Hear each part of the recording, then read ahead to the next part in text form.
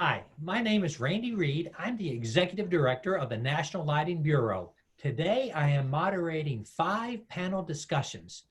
This panel is titled Street Lighting Effect on Circadian Rhythm. Our panelists are Dr. Ron Gibbons of Virginia Tech, Dr. Raj Bhagavatula of Virginia Tech. Gentlemen, welcome. So, Dr. Gibbons, the first question goes to you. What are the effects of street lighting on the mood of humans, animals, and plants? So the first thing is there's the link between lighting and melatonin and the melatonin effects. And so there is the potential, if you're in too bright an environment, that street lighting will affect your sleep as a human. The We're modeled results and some experimental results to show that that's probably not as significant as people think it is. But certainly there's issues with mood as well. There's the potential that people are there's some people who are have sensory issues that it might impact them, and so there's some work going on in those areas. When you break out the animals, so the solution for humans is pretty easy. You put a blind and you close your curtains. When you break out animals and things like that, they don't have those options. And certainly there is impacts. We've looked at the impacts of light on birds. Certainly bats fly, insects act differently, birds wake up earlier in the morning, and some of those effects. So there is a melatonin effect. The interesting thing is that melatonin's effects on mammals are pretty similar, but when you get into things like fish, for example, the impact of light on a perch is exactly opposite to what it is for a human. So where more blue suppresses melatonin in a human, more red suppresses melatonin in a perch. So when we start thinking about lighting bridges and the light from spill light over that, we're suddenly dealing with a completely different ecosystem underneath that. So there's interesting relationships there. And then plants are another one as well. There's some plants that require the darkness in order to flower. So soybeans, for example, when the night starts getting longer, that triggers them to flower and create beans. And so when they create beans, they're creating creating the crop. But what happens if they don't get the long night, the plant just keeps growing taller and taller and taller, but never creates any beans because it never flowers. So there's all sorts of impacts like that go on. Interesting. So let's talk a little bit, I guess, the comparison as these cities convert their HPS to LED. And with a different spectrum, does it affect things different than we had with HPS? The impact of light at night is really threefold. It's about dosage. So there's spectrum, there's light level, and there's duration. And so the duration and light levels under high pressure sodium we kind of consider those to be equal to what something is under LED. So you've got some spectral changes for LED and you can monitor them, but the better solution is to deal with the light levels and the dosage and the duration to try and get those reduced as much as possible. Yeah, and the Raj, other... can you fill in anything I've left out? Yeah, and I think one thing that especially with humans, is when you receive the light also makes a lot of difference. So for instance, if you receive the same amount of light at 9 o'clock in the morning or 6 o'clock in the morning versus 6 p.m. in the evening, kind of makes a big difference. If you're blasted with a lot of light at 6 p.m. in the evening, then your circadian cycle, your entrainment cycle kind of shifts back a little bit because you got that high dosage of light. So when you get the light also makes a lot of difference. For instance, early in the morning, you get a lot of light that makes you more alert during the day and affects it brings your cycle backwards. So I think that when you get the lighting also makes a lot of difference, especially with humans. And as Ron said, I think more significant impacts are the amount of light and how long you receive the light for. Those actually make a big deal of difference. If you get exposed to a lot of HPS light at night, It'll have the same amount of melatonin suppression as LEDs. And where a lot of research comes in is a lot of research has been done on monochromatic light at a cellular level. So that's when people talk about, oh, this blue light is extremely dangerous, but then they're literally talking about blue light. They're not talking about white light in general. So let's speak of a real life example. So let's just say that I am in a nice dark restaurant, having dinner, having a few drinks. It's 9 o'clock at night, and I leave to go home, and I'm in a city, and I'm going to be exposed to street lights for 20 minutes from 9 p.m. till 9:20 p.m. Is that going to affect my circadian clock? Depends on how bright that light is and if you're staring directly at the light or not. And so again, I'm driving home and I've got what, 50-watt LEDs. Yeah. Street lights. If it's, and I've got headlights coming at me too. Is that going to affect my circadian? Probably not significantly. Not significant. Yeah. Remember, it's a relationship of duration and intensity. So you might have high intensity, but it's for a short period of time. So you probably don't have a significant effect. The concern about light and health is sort of chronic, long-term, I'm exposed all night long kind of exposures that are more of an issue than probably the short duration stuff that you're talking about, the driving home at night issues. Yeah, if you do that every day for the next 5 years of your life, maybe. Okay, I understand. Now, Ron, earlier you mentioned about how humans we're not as affected by it as some of the plants because we can close the shade. But take an apartment building where there is a high pressure sodium a light right out of their window that penetrates in there. Have you heard of litigation on this with people's health? I have not heard of litigation. I've experienced it.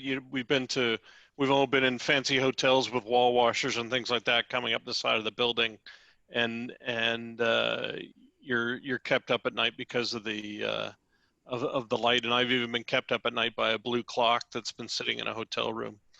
But I haven't heard of litigation. But that doesn't mean there isn't any. There's a good possibility there has been some.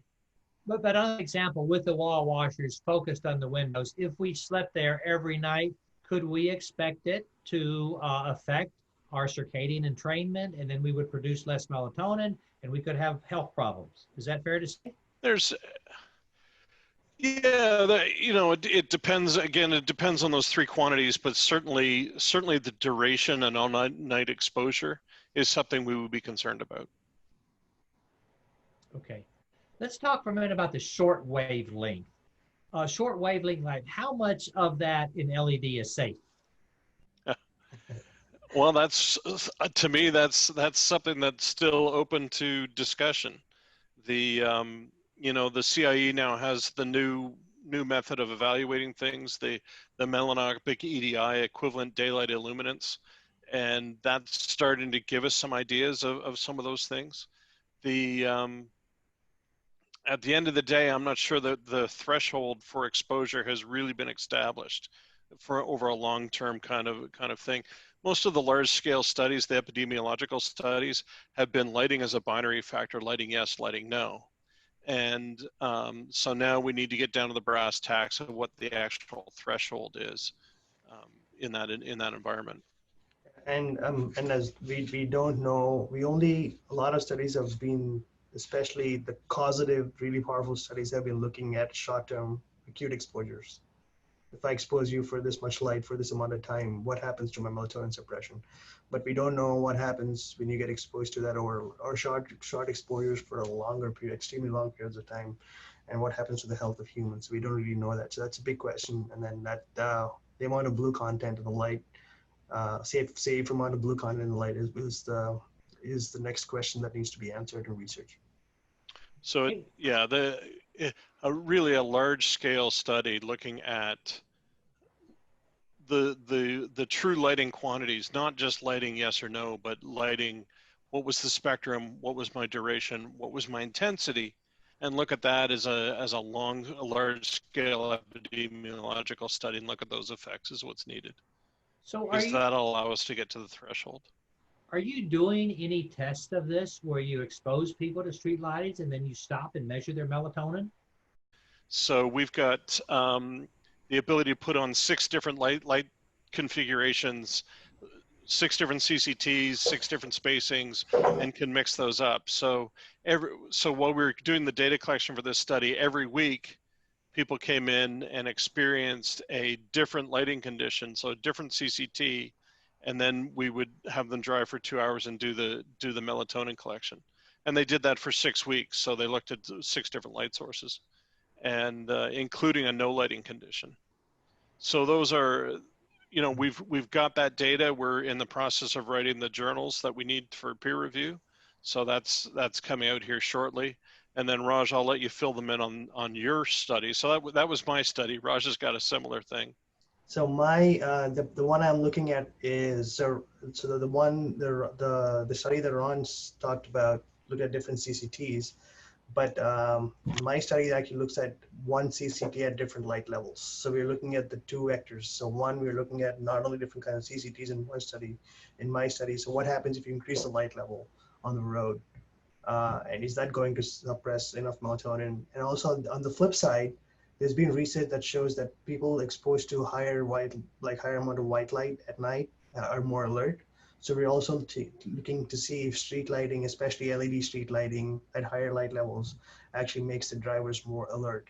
And what we're doing is a more context-based alertness task. So we're actually measuring their driving performance. We're not doing some other task to see if they're more alert, but we're actually measuring their driving behavior to see how well they're able to keep in the lane, how alertly they're able to detect these small-sized objects on the road, how drowsy they are. Like we have a camera inside the car that looks at their eyes, and then that actually measures how sleepy they get. So if you're more sleepy, the number of your eye closures increase percentage-wise. So we're looking at all those different factors to see, if you increase the light level, do the drivers become more alert at night? But that does also affect their sleep health. So we're looking at asking different kinds of interesting questions on that. And we're also comparing that to HPS, like to see if there's a difference between LED and HPS.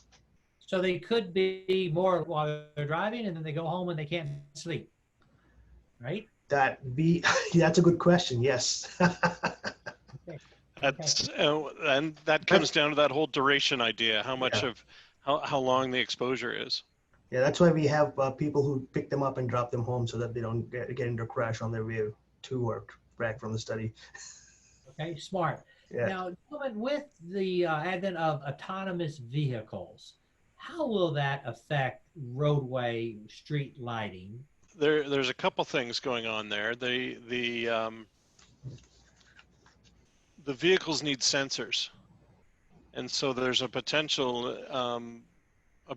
need of those sensors for roadway lighting. So that's one of the things. The other point of it is we won't have autonomous pedestrians. Yeah. So pedestrians will still walk the streets. You'll still need to walk your dog. Astro's still going to need to be able to take it out and let him to do those things. So even though we've got autonomous vehicles, we're not taking some of the hazards that we typically experience out of the equation.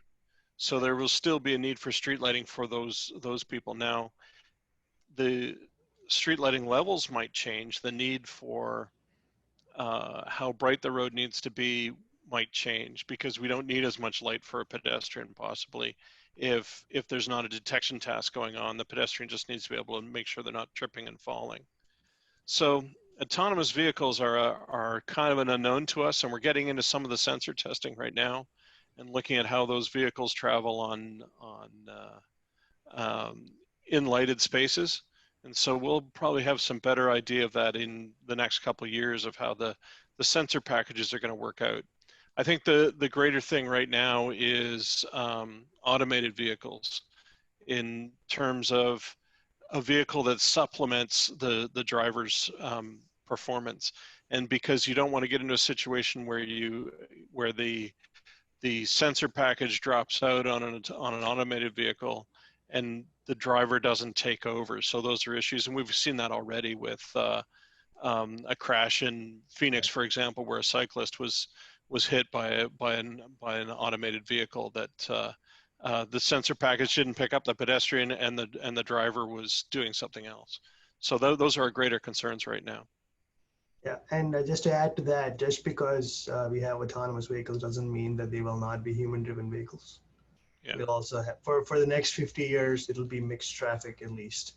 But Ron, were you suggesting that the sensors would coordinate with the lights? So the lights will turn on when they know that the vehicle is present? Yeah, we've already demonstrated that technology at our test track. We have built lighting on demand systems that trigger the lighting as the vehicle comes down and turns on and off. Depending on the nature of the sensor package used by the vehicle, there may or may not be a benefit. And those are the things we're trying to figure out from a research standpoint. Okay. Now, gentlemen, Christiansburg is pretty close to you guys. Is that right? Yep. Okay. I'd like for you, Raj, in 2030, what will the street lighting in Christiansburg look like? 2030, 10 years from now. 10 years from now. What will street lighting look like? I think in 10 years, we will figure out what areas to light, what areas not to light. So the areas that right now we kind of take a very broad stroke approach to lighting. We just put lighting wherever is needed, assuming that will cover everything. But the research right now, especially last year, we conducted a real research with how to design better, efficient roadway lighting. So how much roadway light we need side onto the just into the road versus onto the road. So I'm assuming that all the research that we're doing right in 10 years, we'll be able to identify what levels are needed, what levels are not needed, where light is needed, where light is not needed. And more importantly, there will be widespread adoption of adaptive lighting technologies where from midnight to 5 o'clock in the morning, when there's not a lot of pedestrian traffic or vehicles, lights would dim to like 10 or 20%.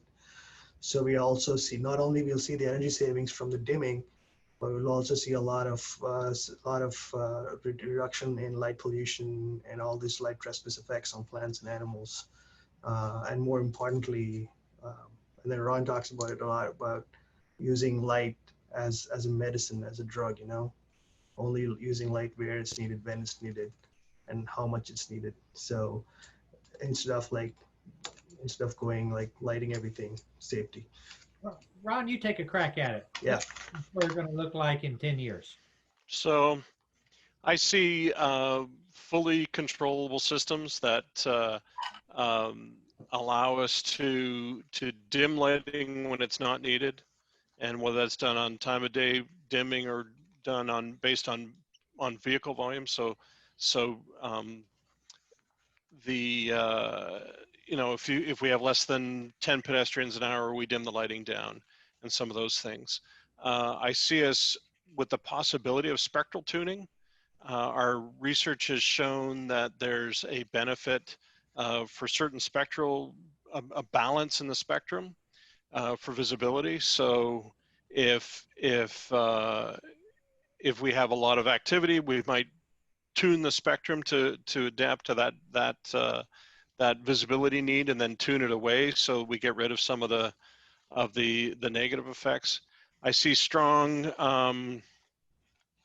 light trespass limitations, so we really start to control how much light comes off the roadway, and really try to control and keep the area outside of the right of way as dark or as possible. I think we'll have some lighting on demand type systems out there as well. Do either of you see any lighting disinfection in street lighting or roadway lighting? UVC, UV? We've talked about it. Yeah, it's. I don't like to say a categorical no, because a lot of disinfection is also based on dosage, as we talked about, how long you receive the light. Flashing something occasionally, I think it's an interesting concept that if there is a technology out there that has potential, we are very interested. We talked about Ron and I talked about it a lot in April and May. If there is an interesting potential technology, we thought that doesn't cause cancer or hurt people. I think there's definitely some truth to like looking at it and evaluating it in terms of safety and how it performs. Okay, very good. Ron, any closing comments? No, I think there's still a lot of work to be done in terms of defining these parameters, and really the advantage we've got with LED is really taking our lighting systems and being able to use a really fine brushstroke of where the lighting is used and where it's not used. And I think we've got a lot of work to do, but I think it's coming, and I think we're going to take advantage of these systems that are capable. And so the question of 10 years down the road might be something, but 20 years down the road it'll be something else again. So it's going to be an exciting time. Right, these are. Okay, gentlemen, thank you both for your time, and I appreciate it. And I think we had a very exciting discussion.